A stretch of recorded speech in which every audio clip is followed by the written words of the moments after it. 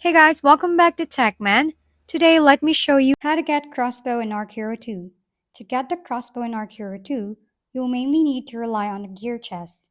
The Crossbow is an epic weapon that belongs to the Dragon set, and its base drop rate is only about 0.08%. However, the chances increases significantly if the Dragon set appears in the Mythstone chest, which rotates from time to time, so keep an eye out whenever it's featured. Aside from chess, the dragon crossbow can also appear in limited time events, such as the Island Treasure Hunt, where rare gear is often put up for grabs. Some seasonal festivals and special shop rotations may include it, giving players another shot at collecting this powerful weapon. While it may take patience, strategy, and some luck, these are the main ways to secure the crossbow and Arc Hero 2.